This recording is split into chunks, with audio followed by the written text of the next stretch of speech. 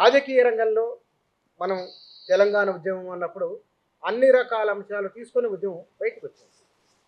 ఇవాళ సరిగ్గా మనం ఓ 10-11 సంవత్సరాల తర్వాత 10 ఏళ్ళు అనుకుంటే ఈ 10 ఏళ్ల కాలంలో 11 ఏళ్ల కాలంలో మహిళల జీవితాల్లో తెలంగాణలో వచ్చిన మార్పులు ఏమిటి? ఒక 2 అంశాలు చెప్పండి. ముఖ్యంగా రాజకీయ పరంగా ఎదగాలనుకున్న వాళ్ళకి మాత్రం కేసీఆర్ గారి ప్రభుత్వం న్యాయం చేసిందనే చెప్తాను. ఎందుకంటే శాసనసభలో, చట్టసభలలో 33% రిజర్వేషన్ కోసం అనేక సంవత్సరాల నుంచి పోరాటాలు జరుగుతున్నప్పటికీ అది నిన్న మొన్న సాధ్యమైంది. రేపు భవిష్యత్తులో అది రేపు రాబోయే ఎన్నికల్లో అది సాధ్యమవుతుంది. బట్ స్థానిక సంస్థలలో ఎదగడానికి ఒక అవకాశం కేసీఆర్ గారి ప్రభుత్వం కల్పించిందని నేను అనుకుంటా ఉన్నాను. ఎందుకు అంటే భర్త ఏది ఎంపీ గానో, పార్లమెంట్ మెంబర్ గానో, ఎమ్మెల్యే గానో, లేకపోతే ఒక పొలిటికల్ లీడర్గా ఉన్నప్పుడు ఎక్కడైనా రిజర్వేషన్ లాంటి అవకాశాలు వచ్చినప్పుడు వాళ్ళ భార్యల్ని తీసుకొచ్చి పెట్టడము, వాళ్ళ తల్లులను, వాళ్ళ బిడ్డలను తీసుకొచ్చి పెట్టడం అనేది ఆనవాయితీగా వచ్చిన పరిస్థితి. కానీ కేసీఆర్ గారు ప్రభుత్వం వచ్చినాక ఒక మంచి నిర్ణయం తీసుకున్నారు. స్థానిక సంస్థలలో 50% రిజర్వేషన్ మహిళలకు కల్పించడం వల్ల భవిష్యత్తులో వాళ్ళకున్న అనుభవంతో వాళ్ళు కూడా చట్టసభలలోకి అడుగుపెట్టేంత అవకాశము, ధైర్యము వాళ్ళకు వచ్చే విధంగా ఒక మంచి ప్రయత్నం చేసినారని భావిస్తూ ఉన్నాను. అదేవిధంగా నామినేటెడ్ పోస్టులలో కూడా 33% రిజర్వేషన్ కల్పించడం ఒక గుణాత్మకమైన మార్పుకు ఇది ఆస్కారం ఉంటుంది. మార్కెట్ కమిటీలలో నామినేటెడ్ పోస్టులలో కూడా మహిళలకు 33% రిజర్వేషన్ కల్పించారు. దాంతోపాటు కానిస్టేబుల్స్ అంటే మన హోంగార్డ్ రిక్రూట్మెంట్స్లో కూడా వారికి రిజర్వేషన్ కల్పించారు.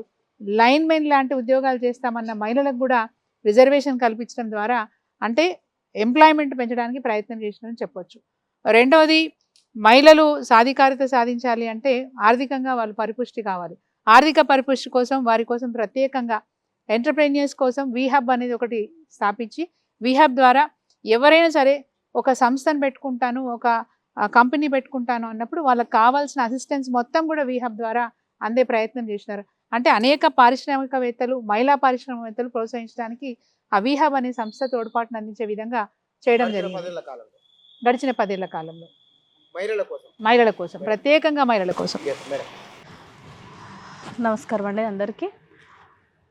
నిజంగా చెప్పాలంటే మన అక్క సునీతక్క గారు చెప్పినట్టు మహిళలకు ముఖ్యమైన పాత్ర ఇచ్చింది టీఆర్ఎస్ గవర్నమెంట్ అని చెప్పారు.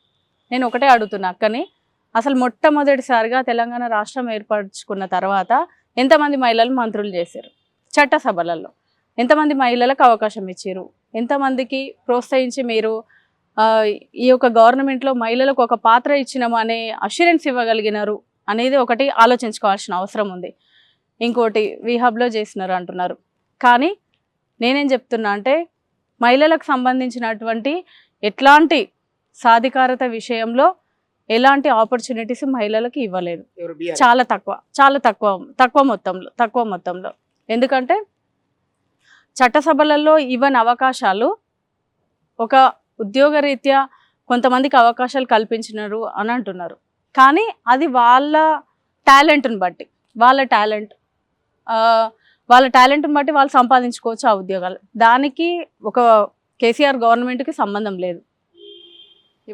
అది చాలా తక్కువ 100% 50% రిజర్వేషన్ రావటం వల్లే మీరు మేయర్ అనే విషయం. 50% రిజర్వేషను అది ఓకే, కానీ నేనేమంటున్నా అంటే ఈ 50% రిజర్వేషన్ వచ్చినప్పుడు ఎంతమంది నిల్చున్నారు, ఎంతమంది ఓడిపోయిన అది వేరే విషయం. అది 50% రిజర్వేషన్ కల్పించవలసిందే, అది హక్కు. ఆ హక్కును ఖచ్చితంగా మనం కాపాడుకోవాల్సిందే.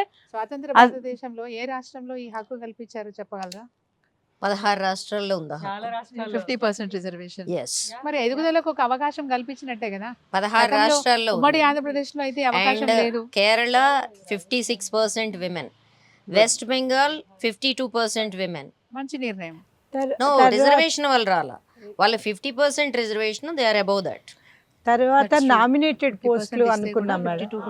నామినేటెడ్ పోస్టులు అనుకున్నప్పుడు మార్కెట్ యార్డ్లు వాటి సంగతి కొంత శాతంలో ఏమున్నాయో, కానీ నేను ఎడ్యుకేషన్ విషయాలలో యూనివర్సిటీ ముఖ్యంగా ఎడ్యుకేషన్ విషయంలో చూసుకుంటే ఇప్పుడు నేను రిటైర్డ్ ప్రొఫెసర్గా చెప్పాల్సింది, నామినేషన్లు ఎక్కడా ఆడవాళ్ళకి లేకుండినవండి.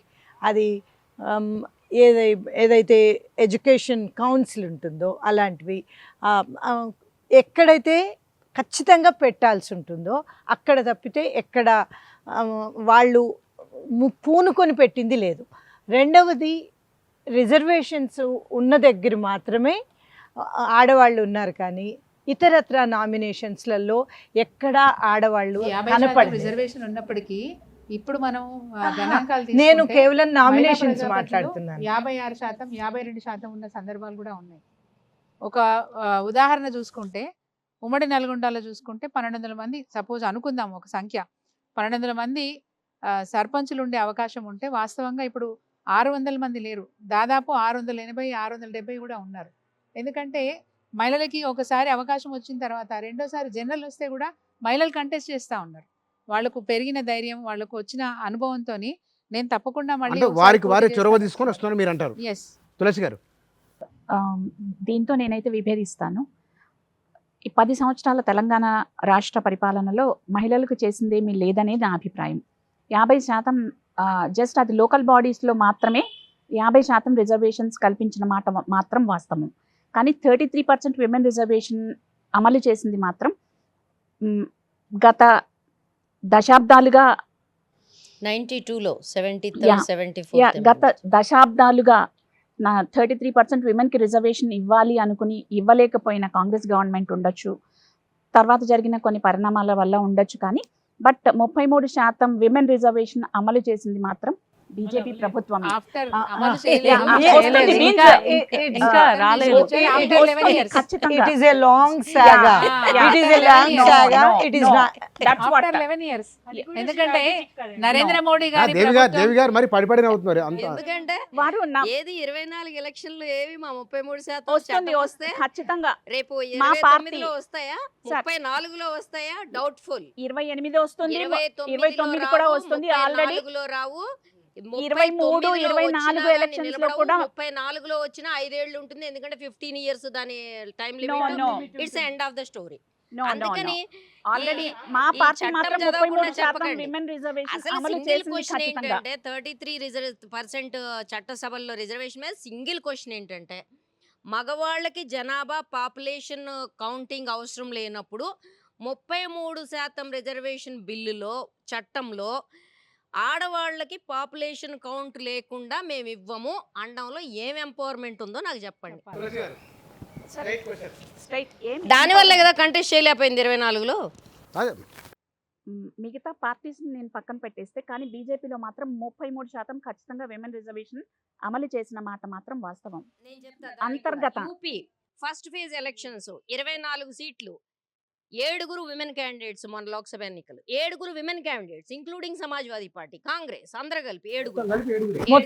ఈ దేశంలో లోక్సభ ఎన్నికల్లో 33% ఇచ్చిన వాళ్ళు బిజూ జనతాదళ్ ఒడిస్సా, రెండోది 41% ఇచ్చిన వాళ్ళు టీఎంసీ బెంగాల్. అది తప్ప ఏ పార్టీ ఎక్కడ women candidates, overall women candidates 9%, including Kerala. అది party as a I'm not talking about parties, I'm talking about women. And party as a decision అందుకని తీసుకున్న రిఫార్మ్ ఈ అది. చర్చ ఏ పార్టీ ఎంత వచ్చింది తూతూ మేమే Exactly. మానేసి అంతర్జాతీయ మహిళా దినోత్సవ సందర్భంగా మనం నిజాయితీగా మాట్లాడుకోవడం అవసరం. మదింపు నిజాయితీగా జరపాలి.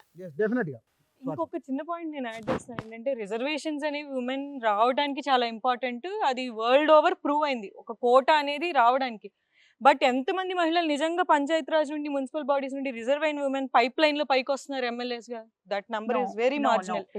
అండ్ ప్రతి పంచాయతీని మాట్లాడడానికి మనకి చాలా ఇబ్బందికరంగా ఉంటుంది, కానీ still I have seen MLA contest అయ్యి జనరల్ సీట్లో గెలిచిన మహిళకు కూడా పక్కన హస్బెండ్ కూర్చుని పక్కన రూమ్ లో ఫినాన్షియల్ అఫైర్స్ కానివ్వండి, క్యాడర్ తో అఫైర్స్ కానివ్వండి, నో ఐ మీన్ ఒక substantial proportion of women leaders మనం టోకెనిజం గా వాళ్ళని తీసుకొస్తున్నాం. కోటా అండ్ రిఫార్మ్ ఇచ్చి ముందు నిలబెడుతున్నాము. నిజంగా పార్టీకి ఎంత చిత్తశుద్ధి ఉంటుంది మహిళల్ని నేను ట్రూలీ ఎంపవర్ చేస్తాను అని. Seriously education, women and child development, social welfare కాకుండా సబ్స్టాన్షియల్ పోర్ట్ఫోలియోస్ ఉమెన్ కి ఏ గవర్నమెంట్ ఇస్తుంది? అవి కూడా పోర్ట్ఫోలియోనేనండి. మనకు తెలిసి మళ్ళీ ఈ విమెన్ స్త్రీ సంక్షేమం అన్నది మళ్ళీ ఇంకొకరితోనే చూడబడుతుంది. ఆ స్త్రీ సంక్షేమం అన్నది అక్కడే ఉంటుంది. శిశు సంక్షేమం అంటే చాలా మాట్లాడొచ్చు. చదువు నుంచే మొదలు పెట్టుకుంటే కనుక education is a primary right. ఎంతమందికి దొరుకుతుంది? ఎడ్యుకేషన్ ప్రైమరీ రైట్ అయినప్పుడు బేటీ పడావో బేటీ బచావో ఎందుకు అనుకుంటున్నాం? ఇంకా ఎన్నేళ్ళు, 75 ఏళ్ళ స్వాతంత్రం యా అయిపోయింది. ఇన్నేళ్ల తర్వాత కూడా ఇంకా అదే దశలో ఎందుకున్నాం? What do you mean by Beti Bachao? లేకపోతే ఇదివరకు ఇంకొక క్యాప్షన్ వచ్చేది, అగర్ లడ్కి పాఠశాల తక్ నహీ ఆతీ హై తో పాఠశాల జాయేగి లడ్కి తక్. కితనీ పాఠశాల గए हैं?